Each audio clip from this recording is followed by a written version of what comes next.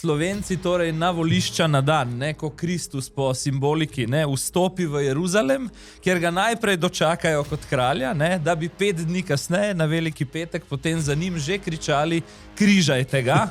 Mislim, lepa simbolika v bistvu slovenske politike, ki zadnjih 15 let naseda na Mesijo, ne, in potem zelo kmalu ugotovi, da je to samo reciklaža prejšnje verzije.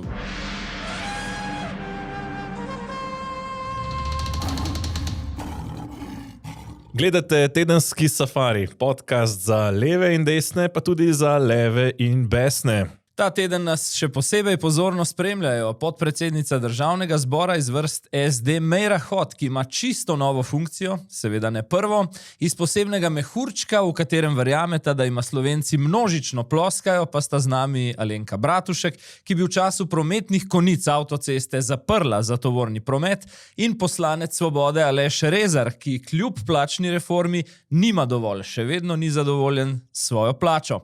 Z nami so kočevski medvedje, pa tudi Vera Jureva. Ja, kočevski medvedje, ki jih ne moremo odstreliti, ne? Zato pa tudi lahko gledajo. Ne? Ta teden smo sicer bili priča kar redkemu pojavu v slovenski politiki, ne? In sicer z ramo ob rami sta skupaj sedela Janez Janša in Robert Golob, šlo je za posvet pri predsednici republike. Mislim, da že ta slika, ki jo imava tukaj, pove vse. Eden gleda nekam v mizo, drugi gleda proti fotografom, proti kameram, v glavnem. Kar je bistveno. Vidim tri vidike v bistvu tega srečanja, ampak začnem s tem komunikacijskim. Opazno je neko nelagodje, neprijetno jima je z ramo ob rami, logično je, da jih je predsednica nekako tako posedla, glede na to, da gre za dve največji stranki. Bilo je opaziti to napetost med Janezom Janšo in Robertom Golobom, primerno nekako 5 mesecem pred rednimi volitvami. Skratka, nobenega pogleda, nobene geste, prav nobenega človeškega stika. Lahko bi rekli, da je to celo razdeljena država v eni sami sliki. Ne? Človek sploh ne bi znal predstavljati, kako se ta isti ljudje kdaj v zakulisju vendarle tudi kaj zmenijo. Ja, to je pa tista ključna resnica slovenske politike, ne? Javna sovražnost, ki je pogosto del nekega zloščenega scenarija pred publiko, ne? Medtem ko se v ozadju vodijo neke zelo racionalne, pragmatične igre, pred kamerami torej hladna vojna za zaprtimi vrati, lahko rečejo, pa kdaj verjetno tudi topu telefon. Ne? Zdaj, zakaj je šlo? Ne? Predsednica republike, nekako 3 ključni razlogi, zakaj je sklicala vse predsednike parlamentarnih strank in mislim, da so bili v glavnem zraven tudi vodje poslanskih skupin. Ne? Prva stvar je določitev datuma volitev. Ta trenutek je že jasno, da bomo na volitve šli marca. Ja. Predsednica se pa še ni odločila, ali bo to 15., 22. ali 29. Ne? Pričemer, če bi mogel ugibati, bi rekel nekako, da 29. odpade. 29. marc je cvetna nedelja, kar pomeni, da po eni strani bi za levico bilo to neugodno, ker za cvetno nedeljo so kristjani v glavnem doma, torej med vezanjem butaric imajo čas iti še na volitve, ne?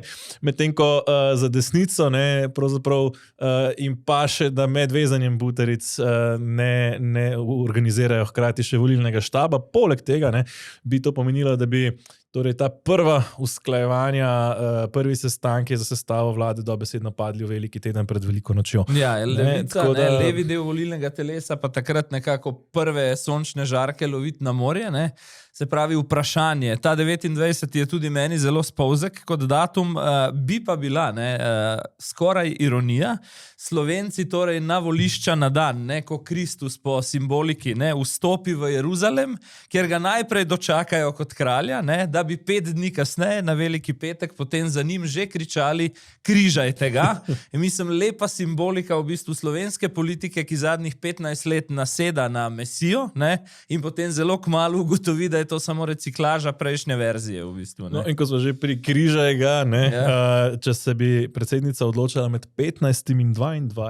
Ne, je prihodnje leto spet leto, ko se bo izvedel škofjeloški pasijon, ne, katerega premiera bo ravno 22. marca, ne, če sem prav informiran, kar pomeni, da bi v Škofji Loki morali organizirati stvari drugače zaradi samih volitev, ne, oziroma bi organizatorjem verjetno bolj prav prišlo, če bi bile volitve 15. Zdaj, kateri bodo pa razlogi, ki bi prevladali pri predsednici republike, bomo pa menda izvedeli decembra. Dolgo se govori, tudi midva se kar nekajkrat v zadnjem letu omenila, da ima predsednica polno glavo, recimo temu elegantno, te aktualne vlade, predvsem frontmana Roberta Goloba, in da bo izbrala prvi možni datum, torej bi bil 15. marec, in jaz še vedno stavim na to varianto, kar bi pomenilo, ne bom čakala, da se Golob sam pobere, mudi se mi en tak subtilen time's up, oziroma čas je potekal, fantje. No, poleg tega, glede na to, kako zelo aktivno vlada deli bombončke, mislim, da lahko morajo čim prej na volitve, preden država povsem bankrotira. Od vseh teh bombončkov, o katerih še bova nekoliko kasneje. Vrnil bi se samo na tole, na odsotnost očesnega stika in komunikacije. Rekel bi tako, če bi šlo za šport, tam se rivali vsaj stisnenimi zobmi na začetku tekme pozdravijo. Če bi šlo za gospodarsko konkurenco, ponavadi tudi tisti, ki se res ne marajo, izmenjajo kakšno vizitko. Ko se srečajo med tem, ko v slovenski politiki je očitno odsotnost stika sporočilo svoji lojalni bazi, vse je v redu, mi se še naprej ne maramo. Ampak se pravim, to je sporočilo tisto za javnost. Zdaj, sestanek imel še dve ključni točki. Še vedno nam manjka varuh človekovih pravic in guverner Banke Slovenije, kjer smo videli tudi eno situacijo, v bistvu, ko je predsednica republike stopila korak nazaj pred koalicijo, napovedala, da bo ponovila razpis, čeprav je nekako pri varuhu človekovih pravic, kjer je potrebna 60 glasov, torej dvotretjinska večina, že skoraj malo verjetno, da bi dejansko bil kdo izbran za guvernerja Banke Slovenije, se pa zdi, da morda se bo koalicija na drugi strani tudi stopila korak nazaj in končno nehala forsirati Sašo Jazbec in rajši predstavila koga drugega v tem nenačelnem pravzaprav kompromisu z predsednico republike. Glede teh dveh stvari bom rekel tako. Kar se tiče varuha, kot si rekel, ustavna večina, 60 glasov je potrebnih v parlamentu, se pravi, mora zraven stopiti še opozicija. Čudu bi se komorkoli v opoziciji, ki bi 5 mesecev pred volitvami dal te glasove, zato da si v bistvu aktualna vlada reši nek svoj kadrovski problem. Jaz mislim, da bi bilo možno, ampak mislim, da ni možno zato, ker če bi dal dober kader, če bi dal kader, ki ne bi bil skrajno lev, potem mislim, da bi lahko bila čisto simpatična poteza, če bi bil dober kandidat. Zdaj, če pa je, kar pa seveda ta leva koalicija ne bo predlagala. Verjetno vsak kandidat, ki bi ga recimo ta koalicija predlagala, zelo težko sprejemljiv recimo za Novo Slovenijo, ki sicer zadošča za te glasove recimo. Malenkost več možnosti pa vidim recimo, da bi bil izglasovan v tem času guverner Banke Slovenije. Zakaj? Preprosto zato, ker lahko ta aktualna vlada pričakuje menjavo oblasti. Ne morejo biti tako prepričani, da ji avtomatično sledi še drugi mandat. Mandat guvernerja traja 6 let in po zakonu ni možno, da ga državni zbor predčasno odpokliče, ampak so to neki zelo omejeni razlogi, zaradi katerih bi predčasno ta mandat prenehal. Tako da mislim, da glede kapitalskih interesov za naslednje 6-letno obdobje so se morda, ampak zelo morda še pripravljeni uskladiti, glede česa drugega pa težko. No, vprašanje je še, ali bo predsednica republike tudi predlagala ta istega, ker vendarle niso povsem iz istega, kako bi rekel, centra moči na levi. Morda še to, da pred volitvami se nam obeta še izvolitev 3 ustavnih sodnikov, to bo tudi zelo zanimivo, oziroma po trenutni trajektoriji, ki jo vidimo, pravzaprav smo na poti k temu, da ustavno sodišče postane 8-1, v smislu radikalno levih sodnikov. Peter, ker o medvedih še bova, ima ta vlada gozdne živali res rada, od medvedov do jazbecev. Ko smo že pri odnosih med strankami, morda smiselno pogledati še malo drugačne te odnose med strankami. 2 anketi smo lahko spremljali ta teden. Eno je za časopis Dnevnik pripravila Nina Media, drugo za inštitut Janeza Evangelista Kreka Episcenter. Nekoliko različne metodologije vržejo nekoliko različne rezultate, pa vendar nekako se mi zdi ta prednost prednost SDS-a in Svobode, ki se kaže pravzaprav pred ostalimi težko ulovljiva. Ne? Je še vse brez Vladimirja Prebiliča, to mislim, da se bo... Imamo Vladimirja Prebiliča tukaj le na 6% opredeljenih. Mislim, da se bo to z njegovo večjo aktivacijo po ustanovitvi stranke še vse malo premešalo, ampak par generalnih stvari se pa da ugotoviti. Ne? Če pogledamo Nina Medijo, Svoboda, kljub vsem tem bombonjeram v zadnjem času od božičnice do vinjet in ne vem česa vsega, je zanihala navzdol. Utrip družbe kaže rahlo drugače, ampak poglej, če nič drugega je pa stagnacija. Torej stagnacija ali počasno ohlanjanje, točno to. To je razlika enega, dveh ljudi na anketi. Ne? Skratka, te predvolilne neumnosti ne prijemljajo tako, kot bi morda dvor Roberta Goloba to želel in mislim, da je Svoboda počasi se bo upehala v iskanju teh kreativnih rešitev za dvigovanje stolpcev in je pripravljena, jaz bi rekel tako pogovorno, da jo nek nov player prekucne na tem prvem mestu na levi sredini. Mislim pa, da bo na to treba vendarle malo dlje počakati. No, jaz tukaj mislim, da sem tukaj drugačen mnenje. Jaz mislim, da bo Svoboda za vsako ceno držala primat. To se pa strinjam, norosti bojo samo stopnjevale. Jaz mislim, da je prej vprašanje, če lahko država zdrži oziroma če lahko država zdrži vse obljube, ki bi jih, oziroma vse bombonjere, ki bi jih Svoboda še lahko pripravila. Konkretno, zdaj smo samo v 3 tednih videli božičnico, ki je bila pričarana iz nič, dobesedno naložena gospodarstvu tik pred zaključki bilanc, ko ni nihče pričakoval. V državnem proračunu bodo šli milijoni za to. Potem smo videli na Darsu za približno 20 milijonov zamik veljavnosti vinjet, ki kakšno naključje se zamaknejo točno za čas tik po volitvah. In še ena stvar, ki gre tudi na čas tik po volitvah, smo zvedeli ta teden, in sicer cene elektrike. Za zimski čas, ki velja do 31. marca, bodo oproščene cene nekaterih prispevkov, mislim, teh OVE in vso ustvarjanje toplote. Kar pomeni spet nekoliko nižjo ceno elektrike, zgolj za predvolilni čas. Ok, zdaj, če greva od Svobode, SD. Spraševala sva se prejšnjo epizodo, kakšen bo efekt zadeve Prednik. Vidno je, da tega efekta ni. Jaz ga tudi v naslednjih anketah čez teden, dva, ki še bodo do konca meseca, ne vidim. To je pač posledica te njihove hitre reakcije. Zdaj demokrati, NSI, če jih nekako v paketu pokomentiram, oboji tam rahlo rastejo, pri čemer bi nek presek obeh anket pokazal, da demokrati počasneje od Nove Slovenije, to je seveda tudi efekt nedavne menjave vodstva, nekega novega postavljanja osrednjih tem v slovenski politiki, tudi ta teden, kot bova pokazala, so bili kar aktivni v NSI-ju. Levica... Še demokrate pa NSI pokomentiram, mislim, da se tukaj pozna ena velika razlika, da je NSI vendarle etablirana stranka, ki ima svojo strukturo, svoje kadre in predvsem tudi ta trenutek neko večjo ambicijo. Pravzaprav v parlamentu lahko spremljamo bistveno večjo aktivnost poslancev NSI-ja kot recimo demokratov. Res, da jih je sicer 2,5-krat več od demokratov, pa vendar. Jaz se ne spomnim, kdaj sem nazadnje videl, kje je Anžeta Logarja, medtem ko Aleksandar Reberšek, Jernej Vrtovec, Vida Čadonič, Špelič in tako dalje, skačejo praktično iz vsake oddaje, ko je neko soočenje, recimo jih vidimo. Tako da tukaj mislim, da je in tudi recimo s temi konkretnimi predlogi, znižanje DDV-ja na hrano, študentski SP, povrnitev SP-jev recimo na prejšnje stanje. Tukaj mislim, da so zelo proaktivni, medtem ko demokratom to zaenkrat manjka. Bo pa zanimivo videti, kdaj, če se bodo bolj aktivirali in s kom. Mislim, da je tukaj pri demokratih še ena ključna stvar, medtem ko še ni čist jasno, kdo bo v tej stranki dejansko recimo potem še kandidiral poleg Anžeta Logarja in Eve Irgl.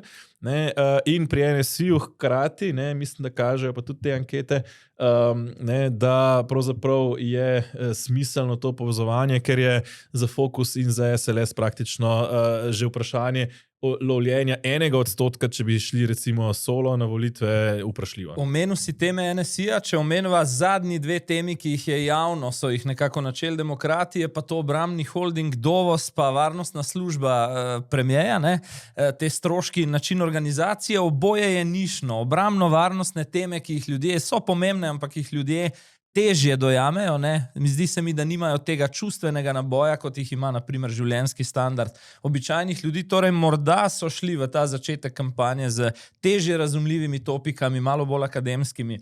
Če pokomentiram še Levico, očitno je, ne, da se jim bo nekako uspelo zmuzniti, vsaj za zdaj tako kaže, v parlament. Sem pa podobno kot pri Svobodi prepričan, da bolj kot bo tudi Vladimir Prebilič z imenom stranke pridobival na tem spontanem priklicu prepoznavnosti pri ljudeh, bolj bo tudi nekako se ta odstotek pomaknil tja proti 5. Ko smo že pri tem, ne, mi je zanimivo še to, ne, v tem smislu je utrip družbe za moje pojme bolj pošten, ne, ker mislim, da so dali ljudem na razpolago, plus tega, da oni na začetku merijo domet vseh strank, torej lahko izbereš več strank, o katerih razmišljaš in potem šele izbereš tisto, ki ti je res najbližje, kar daje prednost nekako manjšim, ne, ker ni na medije, ki zgolj na priklic pač se ljudje spomnijo zgolj večjih.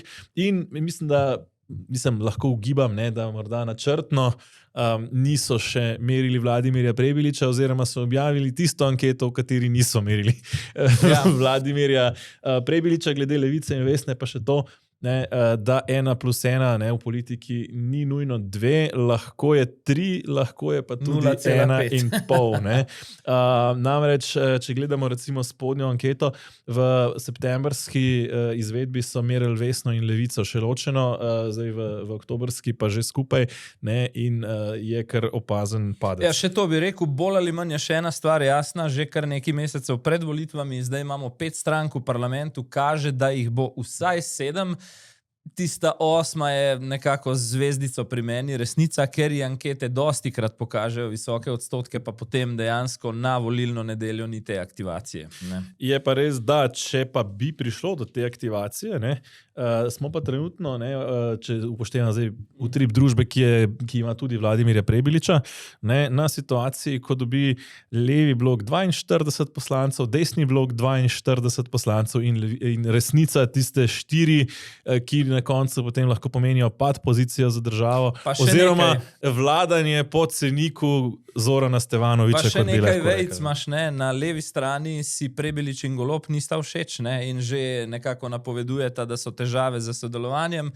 Na desni strani je recimo Logar že javno izrekel, da v monolitno desno vlado ne gre, tako da viseči parlament je še skromna beseda, zato ker se izrisuje. Glede obojga, ne, mislim, da sta se oba že nekoliko potegnila nazaj, torej mislim, da je Logar tudi že nakazal, da ukolikor bi volivci nakazali željo po desni vladi, kdo je on, da bi jim to preprečil. Medtem ko Vladimir Prebilič, ne, pa tudi na zanima.me ena zanimiva analiza, ne, kaže pravzaprav, kako tudi vodeni ta njegova rdeča črta, ne, oziroma kako ta rdeča črta postaja vse manj rdeča v odnosu do Svobode, ne, da je pravzaprav to zgolj drža, s katero poskuša osvojiti volivce, bolj kot neka res načelna drža, ki bi se jo bil pripravljen za vsako ceno držati. Ali pa je dobil nasvet naj levo-sredinskih volivcev kot bloka ne plaši pretirano že 5 mesecev naprej pred tem, da pač je nekdo, ki jim bo vzel sanje o še eni levi vladi. Mislim, da gre bolj v igri za to, da nagovori volivce, ki so razočarani nad Robertom Golobom, ne, da volijo Vladimirja Prebiliča v prepričanju, da to ni glas za Roberta Goloba, ker če bi že zdaj bil pripravljen z Golobom v koalicijo, bi to pomenilo, da bi potem morda ti volivci, ki so sicer recimo sredinski, levo-sredinski, ne, in nekoliko zadržani recimo do politik desnice, teže izbrali recimo Anžeta Logarja, kot bi ga sicer izbrali kot alternativno opcijo, če bi vedeli oziroma če bi razumeli, da Vladimir Prebilič pomeni podaljšek Golobove vlade, kar pa zdaj pri teh začetnih odstotkih, ne, če ne bo zelo hitro zrasel na dvomestne številke, mislim, da tudi težko bo v 5 mesecih presegel Goloba ali pa ga vsaj dosegel do te mere, da bi bila recimo poravnana tekmeca. Ko to snemava, je na grilu minister za solidarno prihodnost, meni je skoraj šlo minister za dolgotrajno oskrbo, Simon Maljevac. Očitki, pazi, 14 ur in pol ima Državni zbor danes časa, da se odloči o njegovi usodi, stvar je itak bolj ali manj jasna, opozicija nima teh glasov, da bi minister padel, pa vendar 3 glavni očitki, neučinkovitost dolgotrajne oskrbe, stanovanjske politike in nezaupanje v ministrsko funkcijo. Jaz lahko vse 3 očitke požegnam, da rečem rečem po domače, ne. Seveda bo glasovalni stroj koalicije naredil svoje, pa vendar. Kar je zanimivo, dan pred interpelacijo in nekaj podobnega, mislim, da smo gledali že pri notranjem ministru Poklukarju, ki je dan pred interpelacijo ta zadnjo prišel za neodvisno notranjo revizijo, ne. Tako prihaja Maljevac z interventnim zakonom o dolgotrajni oskrbi, ne, ki so ga včeraj splavili po seji vlade, ne. Češ, da bo to olajšalo, pospešilo postopek prijavljanja upokojencev, zlasti tistih v domovih, v ta sistem, ki ne deluje. Vemo že odprej, da je rok, ki ga je tudi premier postavil 1. december, da je premier uporabil besede, da bo po tem datumu treba prevzeti politično odgovornost, ne. Ampak, če pokomentiram samo to gasilsko akcijo. V petek imaš interpelacijo, v četrtek na seji vlade sprejmeš nek gasilski interventni zakon. Zdi se mi, da je to kot, če bi študent dan pred izpitom profesorju, profesorici prinesel šopek rož, vsi vemo, zakaj je to naredil, ne? Ker očitno učenja ni bilo dovolj in mi kaže samo na tisti instinkt političnega preživetja, ne pa na kakršnokoli prevzemanje realne odgovornosti. Ja, no, ko smo že glih pri tem, ne, jaz sem prepričan tudi, da Golob nobenega ministra več do konca mandata, razen če bi res ga dobili, ne vem, s krvavim nožem v roki, ne, ali kaj podobnega ne bo zamenjal. Ne, tudi Maljevca, ne, in tudi če 1. decembra dolgotrajna oskrba še ne bo delovala, bodo pač predstavili, če saj deluje. Ne, kot poslušamo pravzaprav že več mesecev, če poslušamo besede predstavnikov vlade, dolgotrajna oskrba že več mesecev pravzaprav zelo dobro deluje, ni sploh nobene težave, pravzaprav sploh ne vejo, od kje prihajajo kritike, in dejstvo, da ne vem, je nekaj odločb na roko napisanih v 3-4 mesecih do zdaj bilo narejenih, pač tega ne opazijo. In mislim, da bojo pač rekli, sej dolgotrajna oskrba deluje, sej smo uspeli prevesti, torej tiste, ki so že v domovih, smo jih nekako vključili avtomatsko v dolgotrajno oskrbo in to torej deluje. Tako da jaz sploh ne pričakujem, da bi ne glede na to, kakšen bo rezultat, mislim, povsem vseeno, kakšen bo rezultat, seveda bo vladi ustrezalo, če bo čim boljši, ampak v resnici, ne glede na to, kakšen bo rezultat, 1.12. pričakujem tiskovko, kjer bosta ali Golob ali Maljevec ali oba povedala, dolgotrajna oskrba deluje super. Ne, minister se brani na današnji interpelaciji, kolikor sem videl njegov uvodni odgovor, da je minilo 33 let in 18 predlogov zakona o dolgotrajni oskrbi, samo njihov je bil pa sprejet in je zaživel, ne. Ta del s tem, da je karkoli zaživelo, je res močno pretiran, ampak bom rekel samo to, ne, da če bi se s takšno učinkovitostjo meril razvoj naše civilizacije, bi danes še vedno kurili ogenj na kamen. No. Tako, mislim, zdaj, sprejeti je bil že kakšen zakon prej, pa so ga oni razveljavili, ne, od prejšnje vlade.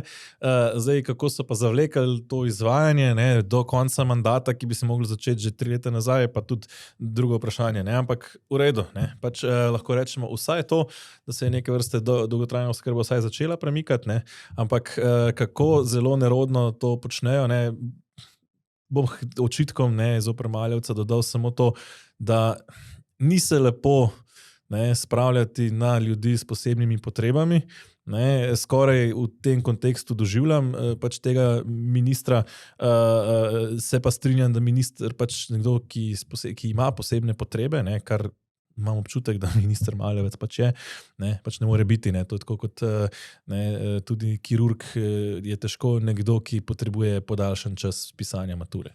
Sladke skrbi ima pa med tem Meira Hot, pri njej se premika, ne, in to plačni razred ves čas navzgor, je podpredsednica stranke SD, bila je že prej podpredsednica Državnega zbora, jaz bom dodal, da korektna, bistveno manj ideološko histerična, recimo kot je na glavni osrednji funkciji Urška Klakočar Zupančič, kar sicer ni poseben dosežek, pa vendarle ne, ampak zdaj je po novem tudi vodja 8-članske poslanske skupine Socialnih demokratov z nekoliko temu primerno višjo plačo.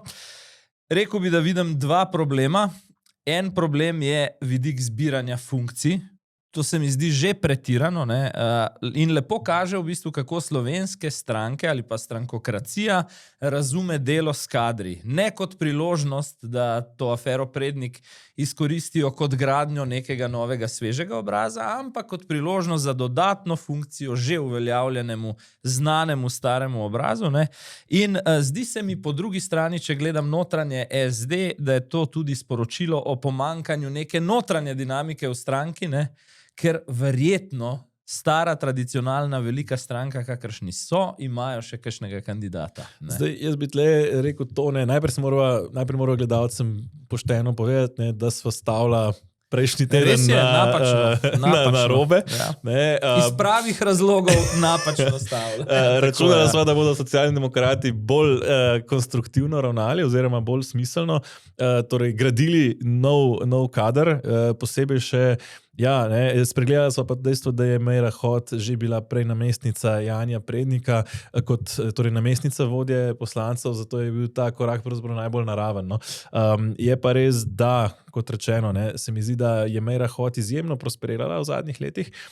Od praktično neznane poslanke v prejšnjem mandatu, ko je prvič, mislim, da postala poslanka, do praktično eno najbolj znanih obrazov socialnih demokratov, ki pa ni povsem brez težav. Ne. Jaz si bom drznil malo nesramno pripomniti, da socialni demokrati človeka, ki ima težave z nasiljem v družini, menjavajo za članico nasilne družine, s čimer imamo v mislih predvsem tisti pretep v Piranu na začetku leta, januarja. Kdor bi ti zdaj očital nesramnost, naj pač utipka družina Hot, Črna kronika in bo kar nekaj zadetkov našli. Iz različnih letnic na svetovnem spletu. Hočem reči, Meira ni sicer sama pretepačica, no, sta pa, bom rekel, v pretepu zdržajo njen oče in njen brat. Ne. Tako mislim, da stric tudi. No.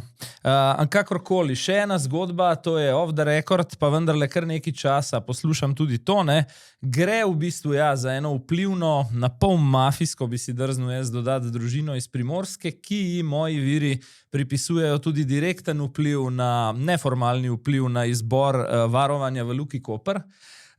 Mislim, da je kar pomembno, ne? Kdo izbira varnostnike v takšnem sistemu, kot je edino slovensko pristanišče. Tam se marsikaj znajde ali v pošiljkah banan ali pa v čem drugem.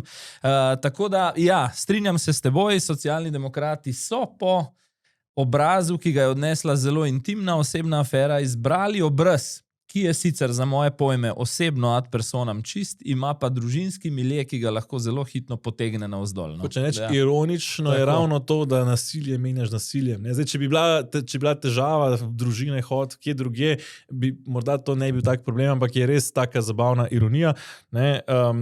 Dodal bi pa še to mogoče, da je s tem odprto pravzaprav mesto zelo izvoljivega okraja, Ravne na Koroškem, kajti mislim, da je Matjaž Han že tudi nakazal, da zelo verjetno sodišča Prednikovega primera ne bodo sprocesirala do volitev, kar pomeni, da zelo verjetno Prednik ne bo kandidiral, dokler so zadeve razčiščene. Je pa res, da je Prednik sam bil zelo vpliven Korošec, in vprašanje, če to pomeni, da bo recimo okraj Ravne enako izvolil za SD tudi po njegovem odhodu. Ne. Temo lahko torej povzameva kot Meira je vedno bolj hot znotraj SD. Ne. Vroče je pa tudi, ko gre za poslanska vprašanja. Ne. Zdi se mi, da je ta teden in na tej redni seji premierja dobesedno slekel v nekaj minutah poslanec NSI Aleksander Reberšek. Vrtelo pa se je pričakovano, glede na razkritja zadnjih dni in tednov okrog romunskega računa, za katerega je Golob slovenski javnosti pripravil že toliko različnih razlag, da komaj še sledimo. Pravzaprav Golob je, šlo je za vprašanje in kar dva poslanca sta vprašala, in Aleksander Reberšek in Zvonko Černač sta vprašala premierja o romunskem računu, kdaj bo razkril pač poslovanje, za katerega trdi, da prometa na njem sploh ni bilo. Koliko različnih zgodb smo pa že slišali, je pa skoraj težko slediti. Najprej smo slišali, da je bila ukradena identiteta in da sploh Robert Golob ne ve, kako bi ta račun nastal, da si je nekdo izmislil identiteto Roberta Goloba. Potem smo lahko slišali tokrat v Državnem zboru, da je Golob izvedel za ta račun, ko je se podajal v politiko in spraševal organe, če je vse v redu, in je ugotovil, da je nekdo na njegovo ime in da so njegovi odvetniki potem zahtevali zaprtje tega računa, ki ga še vedno ni on odprl, čeprav je zelo bližnja poslovalnica njegovemu podjetju oziroma podružnici njegovega podjetja v Romuniji.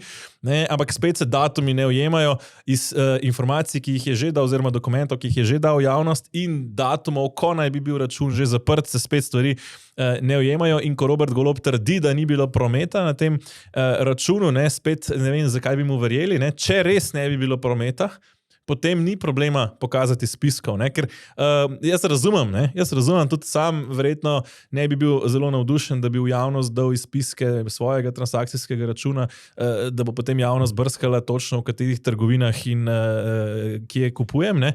Ampak če bi pa ta transakcijski račun bil povsem prazen, torej ni nobenih spornih stvari, ki bi jih lahko iz teh izpiskov razbrali, potem pa res ne vidim razloga, recimo, zakaj tega ne bi pokazal. Ne? Če torej trdim, da je račun prazen, ne, potem je pa Golob tolikrat že se zlagal pravzaprav o tem, da praktično tak notoričen lažnivec, ne, da ne mogoče mu verjeti kakorkoli na besedo. Ne. Robert Golob me v svoji notorni laži še najbolj spominja na otroka, ki ima po celem obrazu razmazano marmelado in še naprej trdi, da ni jedel iz kozarca, ne, s tem, da to kot politik zdaj že z določeno kilometrino počne še bistveno bolj samozavestno od otroka. Ne. Bistveno bolj arogantno in bistveno bolj tudi demagoško. Ne. Meni je fascinantno, ne samo, da pravzaprav žali poslance opozicije, ko gre za poslanska vprašanja in se norčuje iz njih, ne, tudi na konkretna vprašanja, ki mu jih postavljajo, pravzaprav, ne, morda bom rekel čisto iskreno, bi jaz na njihovem mestu se nekoliko uskladil, pa tista konkretna vprašanja ločil od takšnih, kot je recimo ta račun, zato da vsaj tam, ne, ker potem se Golob lažje izmuzne, ne, čeprav se tega ne bi smel in javnost ne bi smela tega tolerirati, ne, se Golob lažje izmuzne odgovorom, kot če bi ga ločeno spraševali, ker je bilo potem toliko bolj očitno, ne, da pravzaprav ni odgovoril na prav nobeno vprašanje. No, so ga pa ta teden po 3 letih in pol v sliki in besedi Aleksandra Reberška pravzaprav doletele vse cvetke tega mandata in midva jih sicer iz tedna v teden pridno popisujeva, pa vseeno, ko sem slišal to, kar bova pokazala, sem ugotovil, da se polovice niti spomnim ne več skoraj. Ne? Ja, oziroma, da bi težko tako strnil in tako slikovito to povedal, kot je naredil to poslanec Reberšek. Podobno kot ste zablokirali tudi novinarko Tarče, ki vam je želela postaviti poslansko vprašanje. Nisem dobil niti odgovora, kdo vašega odvetnika Zdolška plačuje. Človek se niti ne čudi, ko se spomni legendarne in pa te preroške besede iz filma Moj ata socialistični kulak. In grejo takole: hudič, zdaj je svoboda. V svobodi nikoli ne veš, kaj lahko in kaj ne.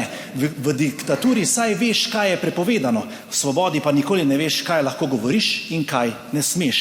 Spoštovani predsednik vlade, predlagam, da se o tem opravi razprava, ali še bolje, da vi odstopite čim prej, ker prej, ko boste odstopili, manj bo škode za našo državo in državljane.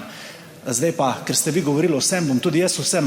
Mladim ponujate travo, starejšim evtanazijo. Posvojili ste opico in priznali ste Palestino. Ko je govora o otrocih z redkimi boleznimi, ste poslanci koalicije glasovali proti.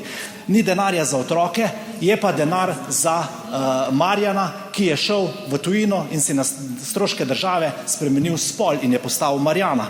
Po poplavah niste zgradili nobene hiše, se je pa predsednik vlade šel slikati pred hišo, za katero ni dal niti enega centa. Zgradili ste 5 stražarskih hišic za $500 000, niste zgradili nobenega stanovanja, ste pa kupili sodno stavbo. Ni denarja za upokojence, za Svetlano Makarovič ste našli 8 000 evrov. Kupili ste 13 000 računalnikov in jih tudi komi razdelili. Obremenili ste delo, ljudem jemljete iz denarnic, nabijate davke, plačujemo dolgotrajno oskrbo, storitve pa ni. Podjetje spodbujate, naj odpirajo podjetje na Hrvaškem, uvedli ste štempljanje. Vzeli ste 3 plače, zdaj boste dali 1 božičnico, pa ne boste jo dali vi, dalo jo bodo podjetja in naši državljani. Plačilo vinjete ste zamaknili za 4 mesece.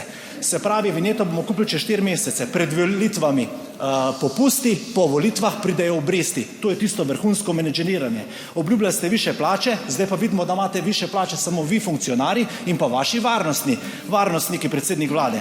Prepovedali ste martinovanje, želeli ste prepovedati drva. Depolitizirali ste RTV, želite ukiniti tudi Tarčo. Vzeli ste denar Računskemu sodišču, sprivatizirali ste varnostno službo predsednika vlade. Na Darsu veselo podpisujete pogodbe, anekse, stavbo Darsa gradi brat šef volilnega štaba Svobode. Čakalne vrste so se podaljšale v zdravstvu in na cesti. Vrhunsko menedžeriranje. No, spoštovane državljanke. Vrhunsko menedžeriranje. Ne? Ja, se je kar začestitati, kakšen retorični plas je bil to v slabih 2 minutah. Drži, ne, ko smo že pri državnem zboru in buldožerjih, lahko povemo še to, da je državni zbor premagal veto oziroma znova preglasoval veto državnega sveta na 2 zakona, ki sta oba izjemno sporna. En je zakon o vrtcih, ki dobesedno ruši zasebno pobudo v vrtcih, drugi je zakon o upravnem postopku, ki tudi problematično skrajšuje roke oziroma marsikje, ker smatra določene stvari, da so uročene. Gradbena dela, Golob, DOO, zemeljska gradbena dela. Zdaj, ko smo že pri pravzaprav teh temah državnega zbora in tega, en zakon, ki prav tako ni poslušal ne mnenja stroke, ne državnega sveta, ki je izglasoval veto, bo morda poslušal državljane, če bodo izglasovali proti. Gre za vprašanje evtanazije, kjer je pa državni zbor pohitel in referendum razpisal najprej, kot je bilo mogoče. Torej, včeraj en mesec bomo se podali na referendum. Gre za referendum o asistiranem samomoru. Torej, referendum, ki pravzaprav, lahko bi rekla, odloča o življenju in smrti. 23. novembra, simbolično je Aleš Primc pospremil napoved datuma, gre namreč za dan Rudolfa Maistra, ki se je boril za ohranitev slovenstva, in na katoliški praznik Kristusa kralja. To pa tudi zanimivo, kako padajo referendumi na kakšne te praznike, ko si ne bi mislil. Zdaj, zakon je nekoliko manj brutalen od tistega, ki so ga predlagali v Srebrni niti sprva, je bil dejansko že v obravnavi. Hkrati pa ravno tisti zakon kaže pravzaprav, kaj je cilj, kaj je končni cilj. Namreč ta trenutek je pravzaprav ključen. Ko gremo v Sloveniji iz točke, ko je življenje absolutno, ko se življenje varuje, vedno, za vsakogar, ne glede na to, v kakšnem stanju je, ne glede na to, koliko je breme družbe v narekovajih, če bi to tako obrnili. Torej, vsak človek ima dostojanstvo, pravico do življenja. S tem, ko mi zdaj naredimo ta korak, čeprav se zdi na prvi pogled majhen, pravzaprav pridemo do točke, ko družba naredi ogromen mentalni preobrat iz točke, ko je življenje sveto, do točke, ko ga lahko pod nekaterimi pogoji končamo. Kakšni so ti pogoji, je pa stvar, ki jo določimo v zakonu. Zdaj, a so to zelo na smrt bolni, pri čemer bi že to tukaj opozoril, da recimo ima Avstrija in še kakšne druge države bistveno še bolj strogo omejitev, torej da je res nekdo, ki dobesedno umira. V Sloveniji je tukaj že po tem omiljenem zakonu, ki je na referendumu, zadeva potegnjena korak nazaj, torej gre za neke kronične neozdravljive bolezni, ampak spet, po interpretaciji je to lahko marsikaj. Lahko imaš ti astmo ali pa sladkorno bolezen, ki je kronična in neozdravljiva in ne bo šla na bolje. Torej, zelo grdo rečeno, lahko s časoma pridemo do tega, da bomo tudi take bolnike lahko evtanazirali. Seveda je logično, da v prvem letu morda ne. Izkušnje kažejo pravzaprav, da to se po nekaj letih potem spremeni. Še ena stvar je, pravzaprav so stvari postavljene tako, da dobesedno kličejo po interpretacijah Ustavnega sodišča, kaj vse je diskriminacija. Namreč, zdaj, da bi nekako prevarali volivce, da ne gre za evtanazijo, je evtanazija iz tega zakona umaknjena in se more bolnik pravzaprav sam, torej tisti zaključni korak, pritisk na gumb, ki potem ubrizga recimo ta strup v žilo, je dejanje pacienta. Vse ostalo je že zdaj dejanje zdravnika. Torej od postopka do tega, da napelje cevke in tako dalje. In potem, ko pridemo do točke, ko bo nekdo rekel, kaj pa tisti, ki tega sam ne more, je pa diskriminiran. In če pogledamo sestavo našega Ustavnega sodišča, če je diskriminacija, da 2 geja ne moreta posvojiti otroka, potem sem prepričan, da je diskriminacija po tej logiki, torej po logiki našega ustavnega sodišča, tudi da nekdo, ki fizično ni zmožen se ubiti, se pač je diskriminiran. Ne? Torej bomo šli počasi do tega, da so različne družbene skupine diskriminirane, ker pač se ne morejo biti evtanazirane. Ne? Tako da to je ena stvar in še ena stvar, še en vidik bi izpostavil. Torej, ko bo človek zaprosil za evtanazijo, bo prej prišel do psihiatra, ki bo ocenil, a je on zdaj to pri polni zavesti rekel, kot pa če bi recimo želel živeti in bi čakal na pregled pri psihiatru, da bi mu pomagal premagati torej te njegove psihične težave, da bi se lahko vrnil v normalno življenje. Torej, gremo res v neko bizarno smer, morbidno smer kulture smrti. Jaz bi dodal sporočilo glede same kampanje, želim si čim bolj mirne z tega vidika. Mi je bilo ta teden sicer morda malo dolgočasno soočenje Monike Gregorčič na strani SDS in Tereze Novak na strani Gibanja Svoboda. Všeč v smislu, da sta na temo, ki je zelo intimna, čustvena, zelo osebno, tudi ideološko vprašanje, pustili vsaj dokončevati stavke in ne vpili druga na drugo. To se mi zdi od SDS-a in Gibanja Svoboda tokrat okej.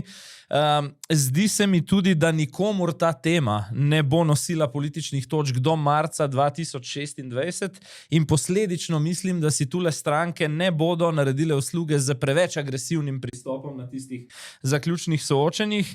Tako da naj res pošljejo leva stran in desna stran svoje volivce z nekimi izdelanimi vsebinskimi argumenti in naj čim bolj odloči civilna družba, ne pa neki strankarski podaljški. Ne. Bilo bi tudi narobe, bom pogledal z vidika opozicije, če bi preveč igrali na karto splošnega protivladnega sentimenta. Tule morajo igrati na karto, ki si jo opisoval, na svojo tradicijo, na izročilo, na svoje argumente. Mislim, še dva vidika bi izpostavil mogoče tle. Ne? Se strinjam, mislim, da strankam pravzaprav ta zadeva ne paše. Ne? Stranke so to pripeljale noter že na začetku kot pod napačno predpostavko, da to prinaša glasove za evropske volitve. Ne? In smo dobili potem tisti referendum, ki je vlado nekako zdaj prisilil v to ukrepanje oziroma je pač dal v roke tej civilni družbi, ne, ki želi torej to kulturo smrti uzakoniti, ne, da je pač vlada morala nekaj tukaj narediti. Ne? In tudi videlo se je, da pravzaprav stranke na desni niso proaktivno zbirale podpisov, vsaj ne na začetku. Ne? Torej tukaj gre pravzaprav res za neko grassroots kampanjo, ne, kjer so se pač ljudje uprli temu, da bi se ljudi sililo v umiranje. Zakaj namreč gre? Ne? Dokler evtanazije nimamo. Ne? Torej, to ni opcija. Ko evtanazijo imamo, pač se začne ljudem to ponujati, se jim začne implicitno tudi siliti, ker potem pridejo sporočila, češ, kaj pa če bi morda vi razmislili o tem, da se pa ne bi nadaljevalo zdravljenje, ampak bi se morda evtanazirali, bo vsem nam tukaj lažje. Ne? Dodaten problem so potem še recimo ljudje, ki se znajdejo po nekih hudih nesrečah, ne? Recimo neka invalidnost, ki nastopi. Taki ljudje so kakšno leto običajno v hudi depresiji, življenje se jim podre, ne? Ampak ko potem z neko rehabilitacijo nadaljujejo, ko se navadijo na neko življenje, potem začnejo to ceniti. In marsikdo pravi, če bi 10, 20, 30 let nazaj, ko sem bil jaz v taki situaciji, evtanazija bila, mene tukaj ne bi bilo več, ker bi se takrat odločil za njo, ampak danes, ko gledam nazaj, sem vesel, da tega takrat nismo imeli. Ne? In bom rekel še to, ne? Španska vlada, torej Pedro Sánchez, ki je dober prijatelj, ne? Dober politični sopotnik Roberta Goloba, ne? Ravno te dni preganja zdravnike, ki uveljavljajo ugovor vesti, in če se bodo zdravniki množično odločili za ugovor vesti tudi pri evtanaziji v Sloveniji, dvomim, da ne bo kaj podobnega sledilo. Tudi pri tem pa še ena stvar, ne? Bi izpostavil, zagovorniki zakona pravijo, ne, asistirana usmrtitev ne bo namesto paliative, ampak kot njeno dopolnilo. Ne, dopolnilo čemu, se sprašujem, glede na to, da imamo v Sloveniji en sam hospic za 2 milijona prebivalcev, ne, mislim, da nekje 16 ali 20 postelj, se sprašujem, čemu torej bo to dopolnilo, ne, mislim, da pač trajni oskrbi Simona Maljevca, verjetno. Ne. Mislim, da je ta edina varovalka, pač enostavno ljudi se ne ubija in pika, ne glede na to, pod kakšnimi pogoji. Če se navežem, avtoprevozniki ta teden trdijo, da jih vlada na nek način evtanazira, ne? Proti njihovi volji. Prej sem govoril, da te predvolilne bombonjere ne prijemajo in to je taka tipična predvolilna torta, zahr torta, ki se je zelo hitro, ne govorimo o vinjetah, vrnila vladi in Golobu, pa ministrici Bratušek v obraz. Rekli so 4 mesece daljše naj bodo vse vinjete za osebna vozila, ne, skratka za državljane, za gospodinjstva, medtem ko so izpustili avtoprevoznike po domače tovornjakarje, čeprav ne, ta podatek mi je bil zanimiv, od dobrih 200 milijonov cestnin, ki jih zberemo na leto kot država, je skoraj 150 milijonov strani tega tovornega prometa, torej 2/3, skoraj 3/4, ne, tam 70%, pa so cel sektor, celo populacijo izpustili. Moram reči, da je bila stvar predvidljiva in da imajo slabe svetovalce, to ni prvič, ne. Po drugi strani, ki bova pokazala tudi seke, pa se v tej zgodbi kaže vsa ta aroganca aktualne vlade v odnosu do tistih, ki ustvarjajo dodano vrednost, ki zaposlujejo, ki potem polnijo proračun z davki in prispevki, ne. Torej ne država kot servis, ki nekaj olajša in pride naproti, ampak država kot hegemon, ki v najboljšem primeru ne kaznuje tako zelo, kot bi sicer z pozicije moči lahko. Ja, zdaj, ko smo pri tem, preden pogledava izsek, ne, bi rekel to, da očitno je, torej, če pogledamo, ne, da se preračunava, kdo je volilna baza. Ne? In imamo približno 1 100 000 lastnikov avtomobilov, dobro, nimajo vsi vinjet, večina pa. Ne?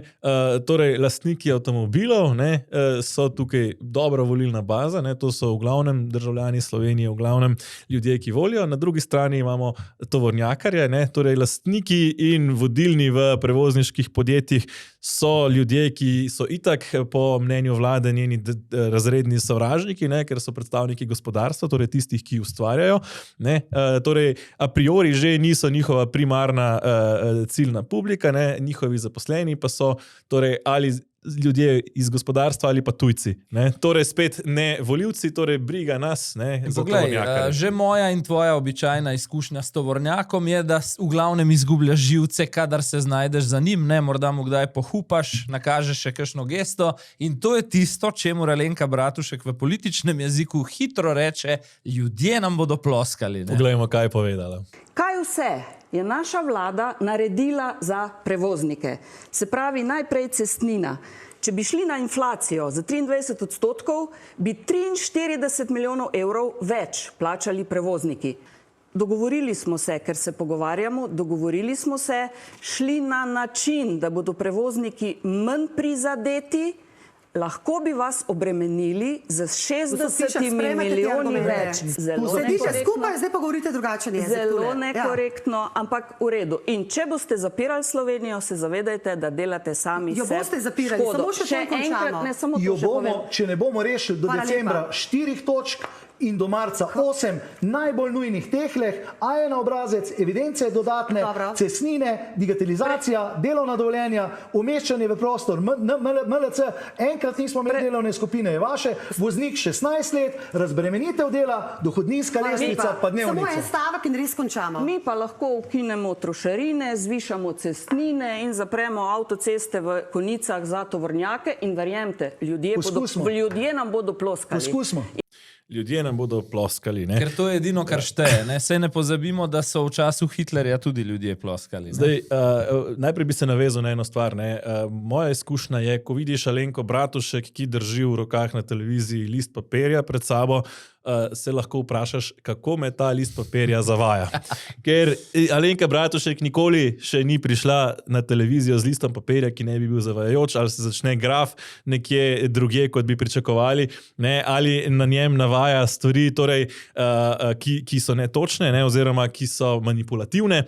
Zdaj, kaj imam v mislih? Ne? Torej, eno so ukrepi, ki jih je uvedla prejšnja vlada, ne njihova, ne? In pravzaprav je tukaj Alenka Bratušek prišla kot tisti grozilni, ki pride mafija do nekoga, ne, do gostinca in reče, ali boste kupili zavarovanje, ali pa ne, se bo kaj zgodilo vašemu lokalu. Ne.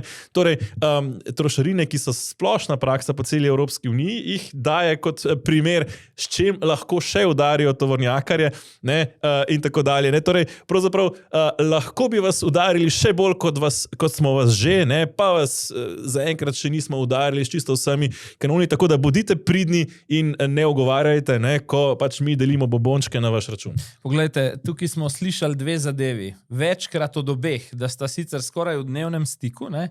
In potem imate predstavnika avtoprevoznikov, ki pravi, napovedujemo blokado. Država bo obstala, celo tako daleč je šel gospod Pišek, ne, da je rekel, pa naj na koncu vojska vozi gorivo po državi, ne, ker bo vse drugo paralizirano. Omenil je, da vojska bo vozila gorivo, ker ne bo več voznikov tovornjakov. Ne? Tako, ne, in zdaj, kaj sem hotel reči? Če torej tako pomemben sektor, kot je ta logistični, napove blokado države, pomeni, da so po vsem možnem dialogu z ministrico ocenili, da ta dialog nima nikakršnih sadov, da v bistvu ne deluje. In ni to tisto, kar od primera do primera, tudi z vsemi reformami in ukrepi ugotavljamo. Ta vlada ima pač sam akt tega, da dvigneš slušalko sogovorniku, se potem dogovoriš za nek sestanek, s katerega morda sogovornik tudi na sredini besen odide, kot kljukico, dialog je opravljen, ne? In na ta način delujejo cel mandat in tukaj je stvar ista. In zdaj v nadaljevanju bova še o zahtevah in pričakovanjih gospodarstva ta teden. Ne, spet je isto. GZS je imel dogodek, predstavili so 88 ukrepov, ki jim pravijo manifest in program za Slovenijo do leta 2035 Made in Slovenija. Ne? Pravijo, da bi nekaj ukrepov, s katerimi bi jim ta ista vlada prišla naproti, imelo posledice 19,2 milijarde evrov dodatnih investicij v državo, ne? In do leta 2035 približno 55 tisoč delovnih mest, pri čemer niti ne nujno novih, samo izgubili jih, ne bi, točno to. Ne? In dve zadevi, o katerih jaz poslušam 15 let kot novinar. Davčno okolje za razvojno kapico, to je ena, in nekoliko nižji davek na dohodek pravnih oseb, to je dve. 10 let in pol pogovora o dveh ukrepih. Ne? In potem mi je pa višek absurda finančni minister Boštjančič, ki pride na ta vrh gospodarstva in reče dvoje. Pozorno poslušamo gospodarstvo in se trudimo najti rešitve, in drugo, imamo pa nehvaležno nalogo iskati ravnotežje med potrebami gospodarstva in socialno državo. Zdaj, glede ravnotežja, očitno imajo hudo vnetje srednjega ušesa. Borut Pahor bi kaj vedel o tem. Ne? Glede pozornega poslušanja se mi pa zdijo kot otrok, ki je starši na eno uho noter, na drugo ven, oziroma bolj aktualno najstnik, ki je fizično prisoten za mizo, ko se družina zbere, mentalno pa ves čas na TikToku. Toliko o tem poslušanju. Na tem istem dogodku so izpostavili tudi, da praktično ničesar, kar so jim lansko leto predlagali, niso uresničili. Mislim, da zgolj ena stvar, in sicer tisto razbremenitev visoko kvalificiranih kadrov, ki se vračajo iz tujine. To je en manjši kamenček, vse ostalo so povsem ignorirali. Ne, bo pa božičnica. Bo pa božičnica, ne, zaradi česar pa recimo vrata ravno ta teden zapira priljubljena veriga burgerjev Larsen Sven, ne, ki so rekli, dobesedno zapiramo, ne, ker ko je vlada rekla, če si ne morete privoščiti božičnice, pač zaprite štacuno. In so jih samo obogali. Ne? In to so naredili. Ne. In tega ne bo manjkalo. Bova več o tem v tudi jutrišnji posebni epizodi za naročnike, tako da bodi na tej točki dovolj. Ne. Razen, da dodam še nekaj. Ne. In sicer Alenka Bratušek ni edina, ki živi v mehurčku, kot smo lahko v tem soočenju slišali, da ji bodo ljudje ploskali, če zaprejo avtocesto za tovornjakarje, ne, ker bo potem manj gneče.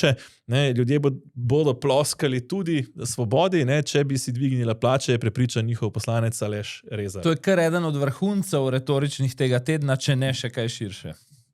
Če bi vprašala državljane, ali si koalicijski poslanci zaslužijo 30% večjo plačo, ob predpostavkah seveda, da je vzdušje in pa klima v državi takšna, kot je zdajle, in se javni dolg na BDP zmanjšuje, jaz mislim, da bi državljani to podprli. Hvala lepa. Skratka, ne, to so pa res ljudje v mehurčku. Vlada dela tako dobro, ne, da bi se mogla za 30% koalicija dvigniti plače. Jaz sem prepričan, da če že česa naši ljudje ne bi podprli, ne bi 30% višjih plač za poslance. V tem hipu gotovo in v tem sklicu gotovo ne. Tako da... Ja. Ne, zdaj, ko smo pri božičnici in podobnih stvareh, ne, ta teden smo priča tudi poročilu fiskalnega sveta. Ne. To je tisti ne bodi ga treba, ki vladi pove, kje so njene težave. Ne? In sicer zelo jasno je povedal predsednik Fiskalnega sveta Davorin Kračun, pravzaprav drži, da smo v tistih okvirih zaenkrat še 3% BDP, čeprav vprašanje, če bomo ob božičnici še vedno ostali v teh okvirih. Pri čemer je treba povedati, da ta fiskalni okvir 3% je namenjen, torej, da se v smislu država bi morala imeti uravnotežen proračun, razen kadar so neke res izjemne razmere, ko pač ne gre drugače, kot da se... Peter, so volitve čez 5 mesecev. Zadolžiš. Poglejva, kako pokomentira pa torej gospod Kračun trenutni proračun. Kračun, smo znotraj tega, kar je še v redu. No, so far so good, bi rekli. Torej, trenutno še, ampak imamo situacijo, in tu se strinjam z predsednikom vlade, da je situacija zapletena, da so tveganja velika. Mi imamo na eni strani naraščajočo javno porabo, in z zakoni, ki so bili sprejeti v preteklosti, predvsem mislim na plačno reformo v javnem sektorju, smo pravzaprav zagotovili naraščanje porabe tudi nekaj prihodnjih let po dokaj visokih stopnjah. Na drugi strani za naraščanje prihodkov ni nikakršnega zagotovila.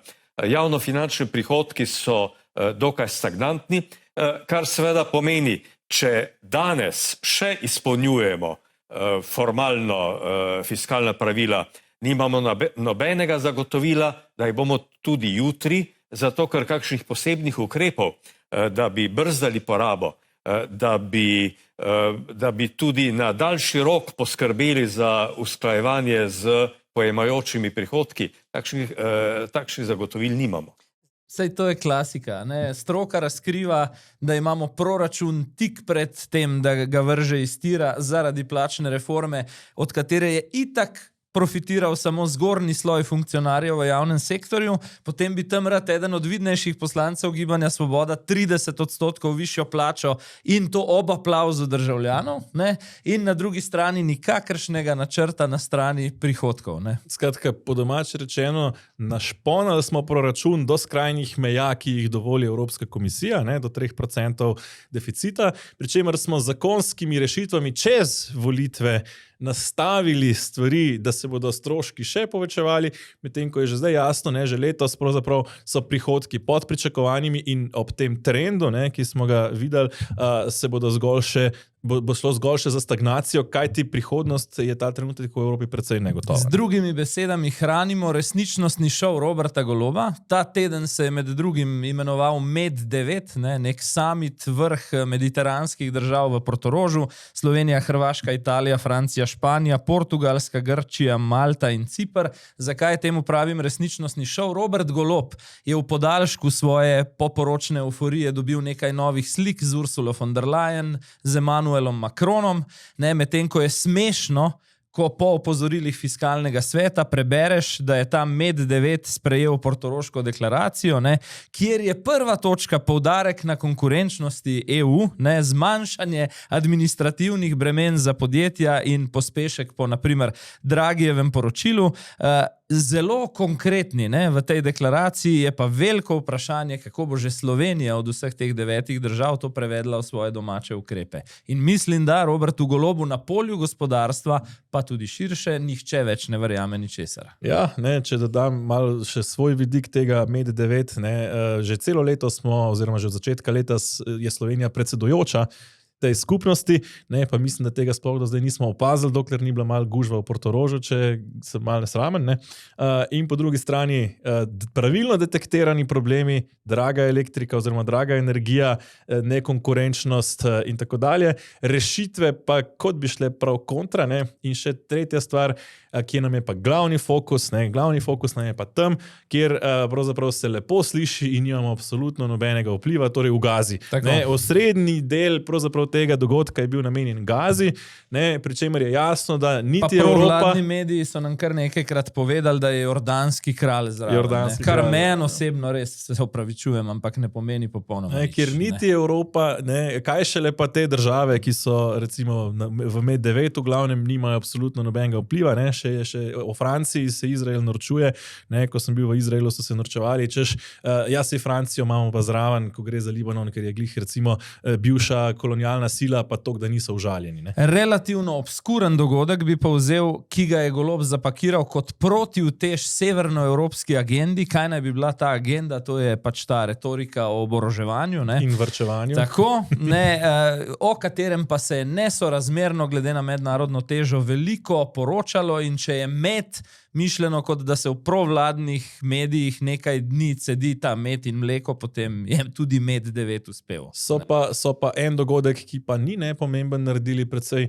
obskurnega. Ne? Govorim pa o razkritju, torej točke pogovora med Vero Jourovo in predsednikom tedanjim Ustavnega sodišča Matejem Accettom. Ne? Zakaj gre? Vera Jourova je obiskala Slovenijo, ne? Se sestala z predsednikom Ustavnega sodišča in v njenih zapiskih je pisalo, da tudi bo preverila stališče Ustavnega sodišča do zakona o RTV-ju. Gre za to, da je bil takrat zakon o RTV-ju zadržan. Ne, teden dni kasneje, po tistem, ko se domnevno sploh nista o tem pogovarjala, pa Matej Accetto spremeni mnenje in skupaj z Rajkom Knezom zakon sprosti, da je lahko vlada, ki je ideološko poravnana z Vero Jourovo, ne, torej prevzela vajeti na RTV Slovenija in jo povsem depolitizirala. Ne. Zame je to zgodba o Mojci pokraj Culji, ne, kjer so bila vsa dejstva v prid temu, da je lisica požrla med, ne, ampak ker je zajčku, ki so mu podtaknili med mezel iz gobčka med spanjem, ne, potem zajček pokasiral vas bes. Mislim, smešni argumenti iz Bruslja, videl sem tudi posnetek, v katerem Evropska komisija blokira enega od slovenskih novinarjev javne televizije, ko je skušal glede tega malo več pod vprašanj postaviti in zadevo razčistiti, da so šli, ne, v tistem opomniku za njen obisk v Ljubljani na Ustavnem sodišču počrniti, ne, točko o zakonu o RTV, zato ker se o tem niso imeli namena pogovarjati. Ja, mislim, da to res lahko verjamejo samo ali največji ideološko zaslepljeni fanatiki ali pa popolni naivneži. Ne? Ja, pri čemer ne, niso želeli odgovoriti, kdo je to točko sploh postavil na agendo, zakaj, ne, in kakšne bodo torej posledice. Še vedno pa poslušamo, ne, kot rečeno, da se o tem niso pogovarjali, ne, ampak posledica pa je bila en teden kasneje sprememba odločitve Ustavnega sodišča. Zdaj, če kdo verjame, da se o tem niso pogovarjali. Ne, skratka, imaš zločin, imaš truplo, imaš tudi orožje. Ne, motiv, ampak, indice, nekdo pa te vztrajno DNK, prepričuje, da se sploh ni zgodilo. Ne. Tako je, ne, ko smo že pri zločinih, ne, in težavah. No, in sej podobno nas prepričujejo, da tudi z medvedi nimamo problemov. Nimamo problemov, ne, pravzaprav ne, spet smo... Oni jih imajo z nami v bistvu, ne. Pri čemer jih je zdaj v Sloveniji trenutno nekje po oceni strokovnjakov 950, kar je približno 200 do 300 več, kot bi jih sicer bilo dobro, ker ne bo odstrela, ker se je spet zataknilo na sodišču in bo prihodnje leto že okoli 1100, kar pa je že res problematično, ne? Ampak poglejva morda en izsek iz tudi tega tedna. Mes so pa seveda tisti, ki so nasprotniki odstrela, ki pa se ne zavedajo svoje velike odgovornosti, da s tem, ko blokirajo odstrel, pravzaprav ljudem sporočajo, da je življenje njih, torej ljudi, manj vredno, kot je življenje medveda. In tega se mi bojimo. Poglejte, Ministrstvo za naravne vire in prostor kot pristojno ministrstvo je seveda odgovorno skrbi za medvede. Bi pa poudaril še eno zadevo, namreč obstaja možnost intervencijskega ukrepa. Ta je zdaj za novelo zakona o ohranjanju narave, ki je v parlamentarni proceduri, popolnoma natančno določena. Se pravi, če pride do kakšnega dogodka, se pokliče na številko 112, kličemo odgovorno osebo na ministrstvu, ona pokliče pristojno lovsko družino in potem grejo v akcijo. V skrajnem primeru, da se ne more zgoditi, se pa vključijo profesionalni lovci Zavoda za gozdove. Se je državni sekretar vse povedal sam. V bistvu opozicija ni potrebna, da mu karkoli očita. Pod eno, ne, ukrepamo takrat in kličemo neke številke, ko je medved že napadel. Ne. Se pravi, za ta del nam sistem štima, ko so posledice že. Ne. In druga stvar, to mi je bilo pa res duhovito, ne, ministrstvo odgovorno skrbi za medveda. Ja, hudič, jaz sem mislil, da to ministrstvo skrbi za državljane, ne vem. A medvedje hodijo na volitve slučajno? Ja, mislim, da hodijo na volitve aktivisti, ki se zauzemajo za medvede, ki nikoli verjetno niso bili na Rakitni ali pa vsaj ne živijo na Rakitni, da bi živeli s temi medvedi. Zdaj, kaj je problem? Tukaj je zelo jasno. Problem je zelo očiten. Medved je teritorijalna žival in najmočnejši medvedje, največji, tisti, ki jih domnevno lovci lovijo za trofeje, zasedajo najbolj sredinske dele gozdov, torej v središču kočevskih gozdov, kjer jih nihče ne moti. Tisti šibkejši potem gredo na obrobja in oni izrivajo naprej medvedke, še posebej, ko imajo medvedke mladiče, ker se medvedka ne pari z medvedom, dokler ima mladiča. Torej medved pogosto mladiča celo pokonča, ali odžene stran od medvedke, da bi se z njim znova parila, zato medvedke bežijo od medvedov, ko imajo mladiče in kam gredo, ko jih je preveč, v naselja. In takrat potem pride do teh stikov in če se tega odstrela zveri ne dela sproti in ohranja številke, ki je za naš prostor primerna, potem je pač teh upadov v naselja vedno več. Najhuje pa je, da se s tem dela še pravzaprav tudi medvedu škoda, ker ko je mladič navajen, da dobi hrano v naselju, v smetnjakih in tako naprej, kar se mali medvedek nauči, to velik medved zna.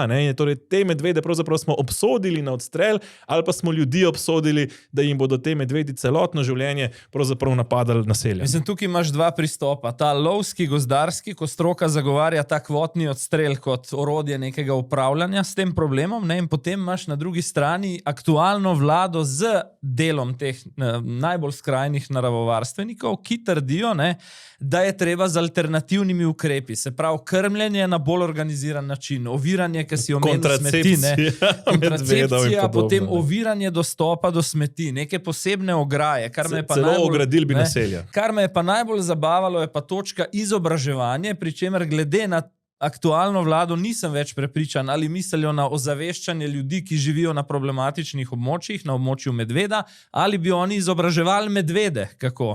In mislim, da gospod Gajšek bi bil primeren, da se pogovori s kakšnim medvedom na Rakitni. Sem, da bi izobraževali medvede, izobraževali bi tudi Albance v albanščini, če zaključva morda s tem. Osnovna šola Žalec. Ki je s tem migrantskim vprašanjem. Vedno več priseljencev imamo v Sloveniji, v Žalcu konkretno 13,5% samo Albancev, 19% že v tej šoli, ki je torej bila na prangerju ta teden migrantov, oziroma otrok priseljencev. Kaj se je zgodilo? Zdaj že vidimo sporočila, obvestila za starše v albanščini in prevajalec v albanščino na roditeljski sestanek.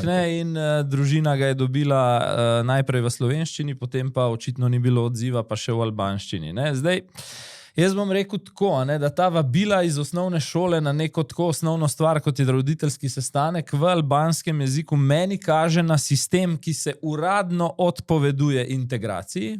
Torej, mi ne pričakujemo več, da bo nekdo, ki pride k nam in je potem tudi na naši sociali in na celotnem tem sistemu, da se bo prilagodil nekim običajnim tirom življenja, ampak obratno.